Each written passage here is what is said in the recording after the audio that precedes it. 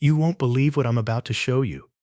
While everyone's chasing the same overpriced tech stocks, there are three massive companies trading at prices that honestly don't make sense right now. I've been digging through the numbers for weeks, and what I found genuinely shocked me. These aren't small, unknown companies. We're talking about major players that the market is completely overlooking. Let's start with the first one.